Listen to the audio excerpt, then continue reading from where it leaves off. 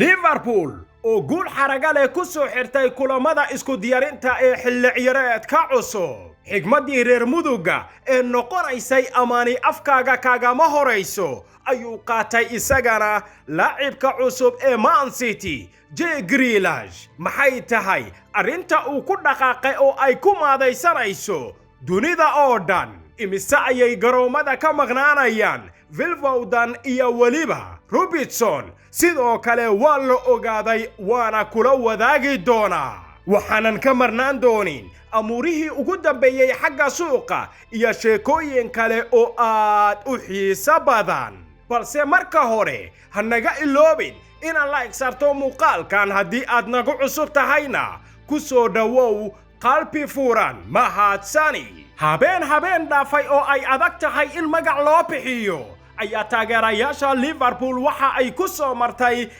istaadiyahooda Anfield kadib markii ay ku feefeenteen tabarlay Osasuna waxaana ay u dhigeen cashir aanan ka baxaynin xasuustooda sidoo kale waxay ahayd habeen bandhigiisa lala yaabay Roberto Firmino isla markaana uu caddeeyay waxa uu soo wado bilowga kan ciyaareedka dhawaan bilaaban doona in uu yahayba wax weyn ileen waa midkii kala dhantaalay kooxdii reer Spain dhirbaxintii ugu horaysayna waxa ay ku dhacdayba isla daqiiqadii 14aad kadib markii ay awoodi waayeen muujadaha weerar ee ugu imaanayay ciyaartooyda kooxda Liverpool waxaaba dhacday Benoni uu laagay Takumi in ayba goolkooda ku toosiyaan waxaase u xigtay laba gool kale uu ku farayareystay Roberto Firmino in uu tusiyo shabaqooda inkastoo iyagaba ay dadaaleen waxa ay la yimideen hal gool sidaasi ayayna Liverpool ku xaqiijisatay guul weyn oo noqonaysa 3 gool iyo gool waa iskeentay kooxdii Jurgen Klopp iyagoona diyaar u ah dagaal iyo weliba hirdan cusub sidoo kale waxa wax la jeclaysta noqonayay hiba difaaceedka Ibrahima Kanouta waana uu soo jiitay mucaashaqiinta kooxda ka dhisan gobolka Merseyside Barcelona dhankeeda waxay islahayd bixitaanka Lionel Messi waxa ay ku noqonaysaa faa'iido weyn iyo nusqaan ku dhici doona dhanka musharaadka hase yeeshee kooxda ka dhisan gobolka Catalonia hadda waxaa ku dhacaya dhirbaaxinno kale oo dhaqaale oo tan iyo markii uu ka tagay Lionel Messi Barcelona waxay luminaysaa ama dakhligeeda uu hoos u dhacaya 11% taasi oo ka dhigan in ilaa iyo haatan ay lumiyeen adduun lacageed gaaraya 137 milyan oo euro faa'iido doonayaashii waxay isku bedeleen tolkii khasaaray halka jiriirada markana iyadana ay caddaysay in marnaba kooxda Barcelona aysan howlgab ka dhigi doonin maaliyadda lambarka 10aad taasi uu ka tagay mucjisada reer Argentina ee Lionel Messi mana fulin doonaan dardaarankii uu u soo jeediyay halyaygoodii hore ee Ronaldinho ilaan kooxaha reer Spain maba ahanba xeer iyo sharci u yaala in ciyaariyaan lambarkiisa meel loo dhigo waana sababta Barcelona ay ugu adkaanayso laacibka dhawangalka ku ah Man City ee Jack Grealish si weyn ayuu isku amaanay Soomaalidana waxay tiraahdaa nin isfanshay wari isnuugtay waxaana uu sheegay inuu rumaysan yahay in Man City aysan haysan ciyaartooy isaga oo kala ah dhammaan xidigaha sii joogayna Etihad Stadium sidoo kale wuxuu caddeeyay in uu ka duwan yahay Grealish oo Man City ay 100 milyan kaga soo iibsatay Aston Villa ahna ciyaartooyga ugu qaalisan horyaalka Premier League wuxuu Etihad Stadium ugu tagay ciyaartooy isagaba ka wacan sida Kevin De Bruyne, Raheem Sterling, Phil Foden iyo Riyad Mahrez balse wuxuu dareensan yahay in isaga uu ka duwan yahay dhammaan ciyaartooydii kaga horeeyay kooxda 25 jirkan waxa uu yiri aniga waan ka duwanahay ciyaartooy kasta oo kooxda sii joogay Raheem iyo ciyaartooyda garbaha dib ayay u noqon karaan Riyad waa goysmo badan yahay Phil Foden waa laacib wax waliba samayn kara laakiin aniga kooxda wax badan ayaan u keenayaa waana sababta uu tababaraha ii keenay halkan haddii aan u ciyaarayo garabka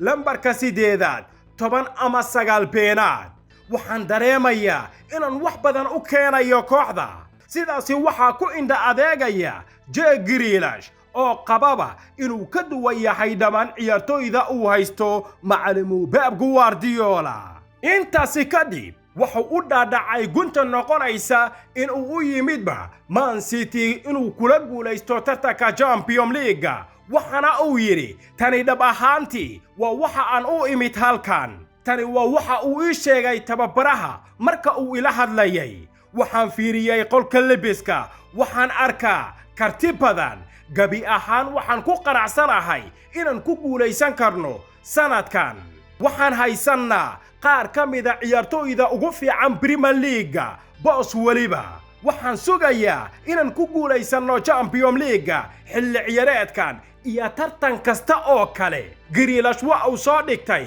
wuxuuna cadaynayaa inuu diyaar u yahay in Man City uu kula guulaysto koob kasta oo laga ciyaaro qaaradda Yurub la arki doone halka City ay ku dambayn doonto xilli ciyaareedkan balse sida iska muuqata waa koox la geliyay hanti badan taageerayaasha Liverpool sidoo kale waxa u soo yeeray war farxad leh oo ku qotama dadabkooda bidix ee Robertson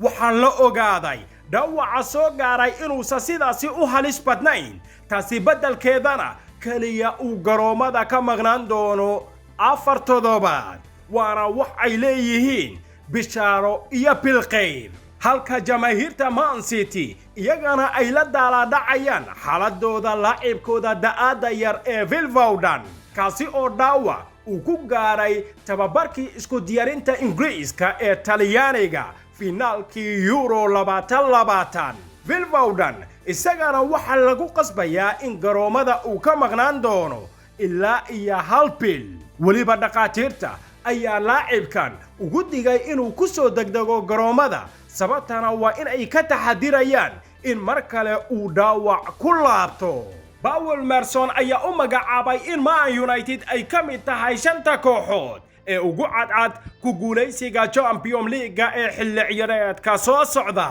Red Devils suuqa ayay u gashay sidii ay u samayn lahayd saxiixa saameyn leh waxaana laga filayaa wax badan Jadon Sancho iyo Rafael Varane ayayna ilaa iyo haatan gacanta ku soo dhigeen xidigii hore ee Arsenal sidoo kale Man City PSG iyo Bayern Munich oo la raaciyay Chelsea ayuu u magacaabayaa inay yihiin kooxaha kale ee ugu cadcad ku guulaysiga dhagacadaha Champions League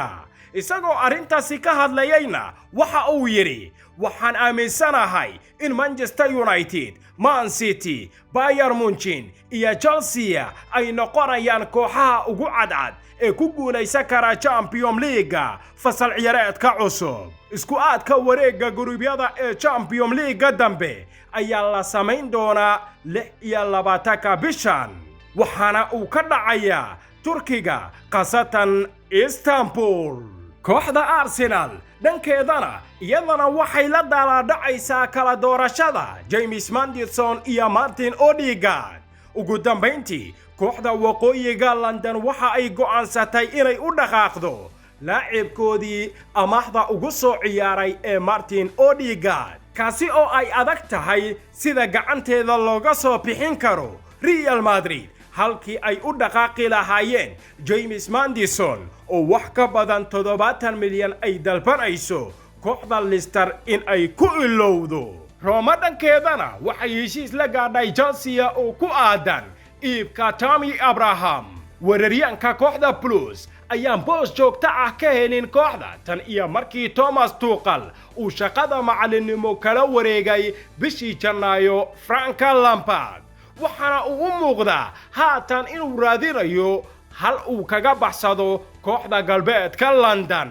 lacagta waxa la sheegay inay tahay 45 milyan oo ay ku heshiiyeen labada kooxood laakiin kooxda caasimadda Talyaaniga kaliya waxay bixinaysaa 5 milyan liverpool iyadana labadeeda laacib ee kala noqonaya Phillips iyo Xherdan Shaqiri waxa ay ka sii dhawaanayaan in ay ka baxaan istaadiyaha Anfield sida ay xaqiijisay jariirada goal.com. labadani ciyaartoy xitaa waxa laga reebay kulankii saaxiibtinimo ee Osasuna si halkaasi ay dhaawacyo ugu soo gaarin. taasi beddelkeedana Liverpool waxa ay dhigtay suuqa oo haatan waxay helayaan dalabyo kala duwan. waad ku mahadsan tahay haddii aad daawanaysay barnaamijkan ilaa iyo dhammaadkiisa. waxaan ahay Maxamed Cabdirasaaq Tolman.